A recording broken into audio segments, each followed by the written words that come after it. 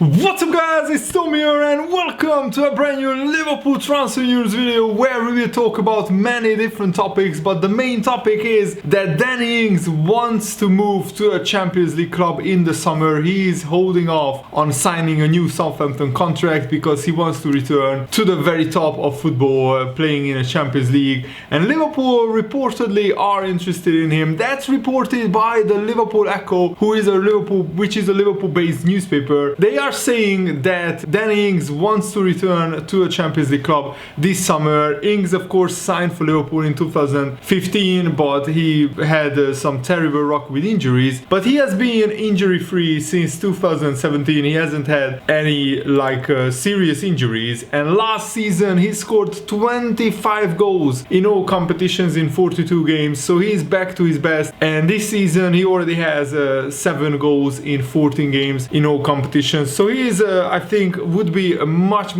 better backup player than somebody like Divock Origi. And I think that Ings, in times like this, when Roberto Firmino's form is very up and down, then Ings could come in and start for 2 or 3 games, because I think he's suited to the high pressing game and he could really even do better than sometimes Bobby Firmino. I mean, his numbers last season are much better than Firmino. Firmino didn't even score 20 goals, and then Ings scored 22 in the Premier League, 25 in all competitions, and this season already he has 70 goals. And then Ings had the worst luck possible, because just after Jurgen Klopp came in, he ruptured his cruciate knee ligaments and he was out for a whole year, and more knee surgery was required. And when Danny Ings came back, already we had Mane, Firmino and Salah, well-established world-class forwards, so there was just no room for Danny Ings in the Liverpool front line. And the report says that Danny Ings has always been convinced that he could return to a Champions League club with an injury-free run,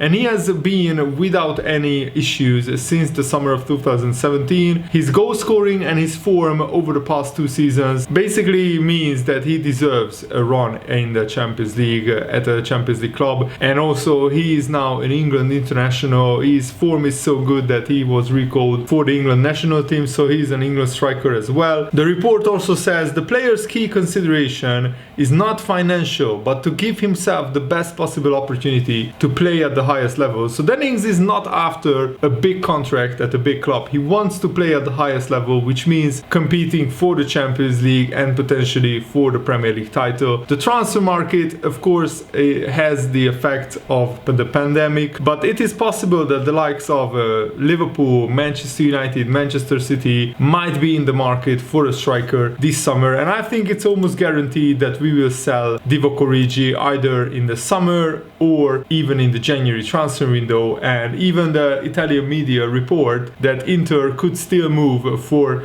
Liverpool's Divock Origi. Inter have not given up hope of signing a striker in January because they need backup for Lautaro Martinez and Romelu Lukaku, who basically have to play almost every single game during Inter's season because they have no quality backup. And Inter's owners, basically after Inter beat Juventus 2-0 in Sunday's Derby d'Italia, huge game, they are convinced that Inter have a real serious chance of winning the Serie A, so they want to strengthen the squad in the January transfer window, and Divock Origi could leave even in the January transfer window to join Inter. And this could be a loan move until the end of the season or a permanent transfer, depending on Liverpool's asking price and whether Inter are willing to pay that. And even the Southampton manager Ralph Hasenhüttl confirmed that Danny Ings wants Champions League football. In an interview he said, "I think if Ings wants Champions League football, he scores 10 or 12 more goals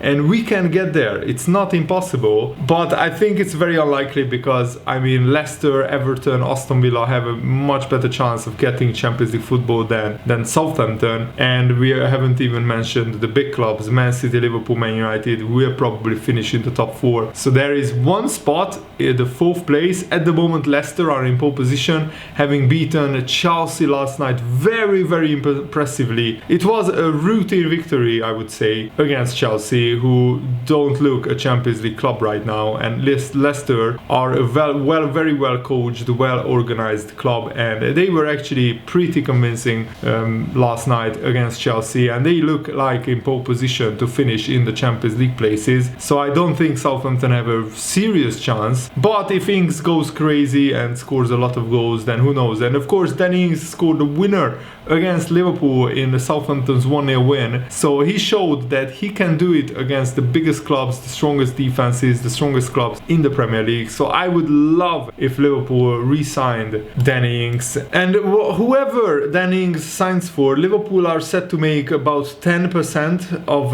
that deal because of a sell-on clause. I don't think that would make it more likely for Liverpool to go in for Danny Ings, because basically we could get a discount on any other club. And I think right now Danny Ings is exactly the kind of striker that Liverpool needs, or Diogo Jota, but Jota is out injured. And I think keeping Origi and selling Ings might not have been the best decision, but you know, Ings wanted first team football, he needed to rebuild his career, and he has done that in Southampton. We already talked about how much he flourished, how many goals he scored. The only concern is Danny Ings' age. He turns 29 years old in the summer, so Liverpool essentially would sign a 29-year-old to replace Danny Ings, and I think for like 20 million it would be a perfect transfer, but I'm not sure if Southampton would sell Danny Ings for as low as 20 million.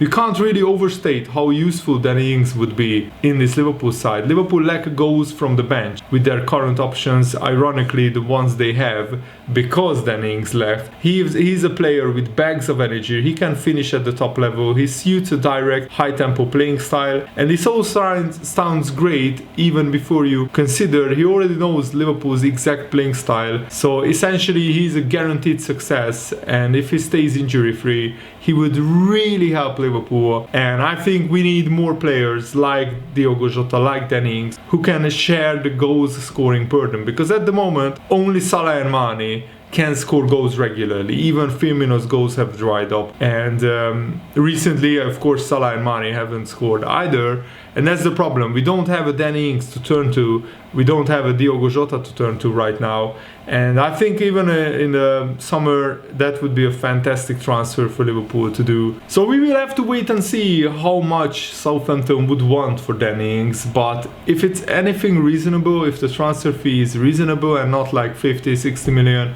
something crazy like that, then Danny Ings would be a player that I can say would make Liverpool better with some certainty. And Glenn Johnson said that if Liverpool can't make a really big permanent transfer right now, they should get in some loan deals to cover for the absence of Virgil van Dijk and Joe Gomez, because what happens to Liverpool if Fabinho gets injured? And this is what Glenn Johnson said. It's a tough one. Obviously Henderson and Fabinho are fantastic players and they have proved they can do a job at centre half. The problem is for Liverpool that if they try to sign someone, whoever comes through the door is going to know that they are third, fourth, or even fifth choice in 8 months' time. What player at the top of his game is going to want to do that? Possibly a loan, maybe? Possibly someone that knows they are only going to come in until the end of the season. That's probably a more likely option. But do they need more bodies? Yes, definitely Liverpool need more bodies in. It's just a matter of who we can sign. And I think, for example, if Eder Militao is available on loan, it's a no-brainer move for like 2-3 million.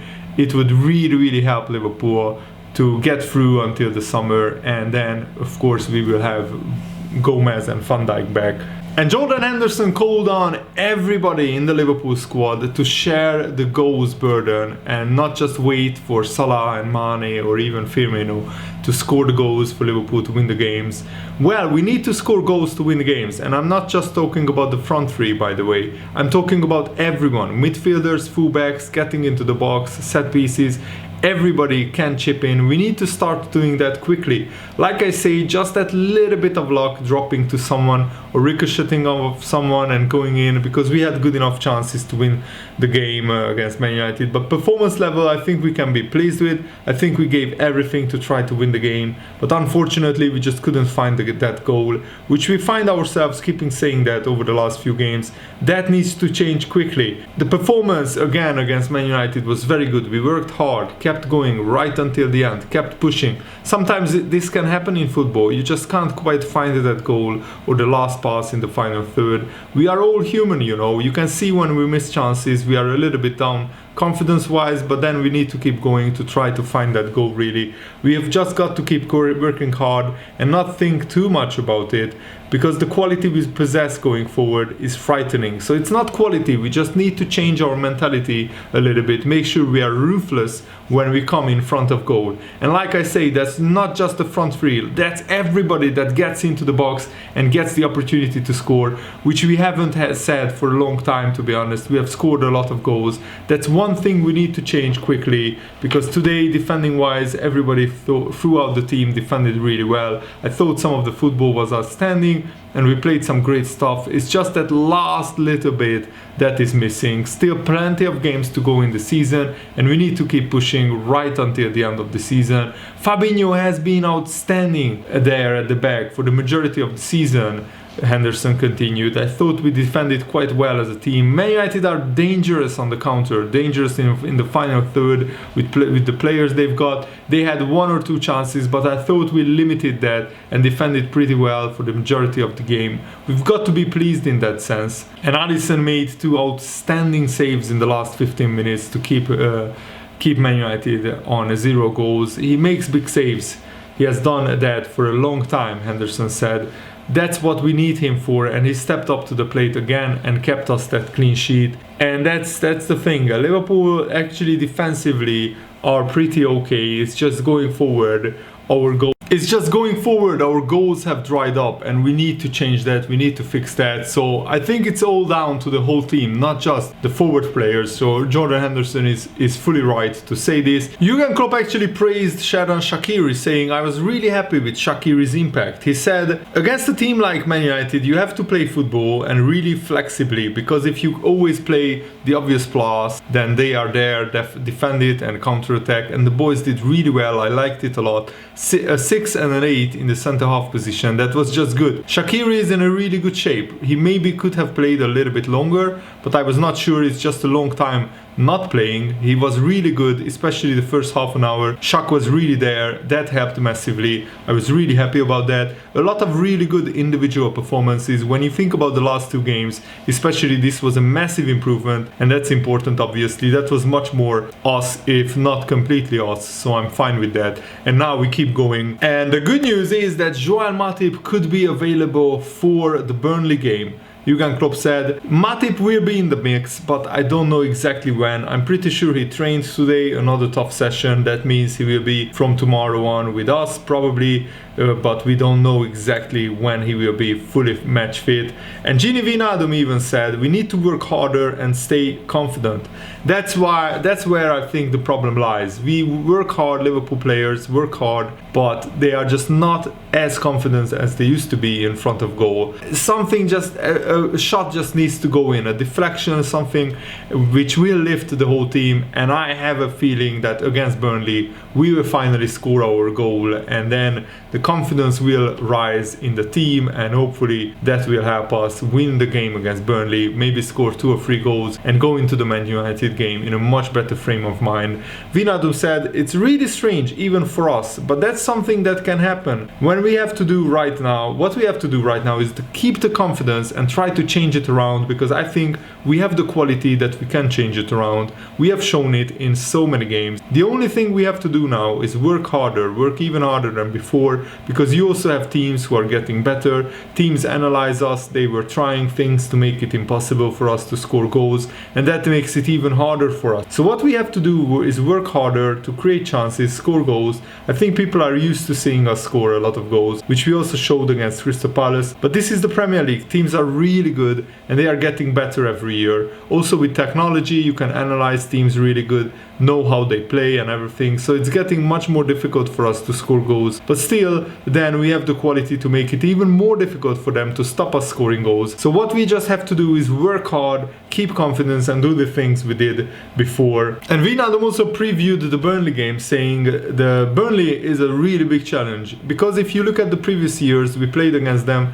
it was never an easy game. It was always a game where we had to fight to get the points. You could see it last season when we drew against them at home. So if you look at the history, you see that every time when we play against them, we have to give more than than 100% to win the game. So it's going to be a really big challenge to win the game against them. We just have to show that we can deal with it. I don't think the past will help you 100%. We still have to show that we can deal with the pressure, to deal with being at the top of the table. We just have to put the pressure on all the other teams by winning games, and then we will see who can handle the pressure and who can't.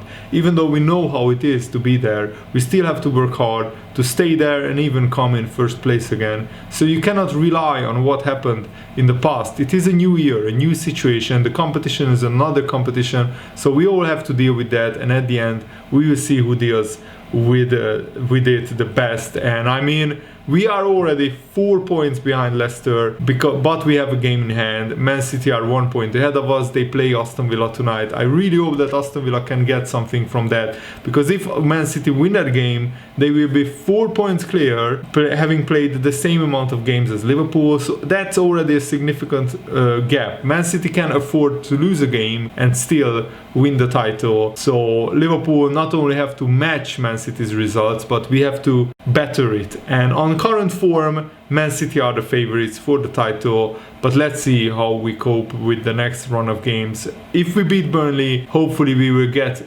more confidence and beat Man United in the FA Cup, and then we will be flying again, and hopefully we can beat Tottenham as well. Thanks for watching, guys. Hope you enjoyed this. Have a nice day. See you later. Goodbye.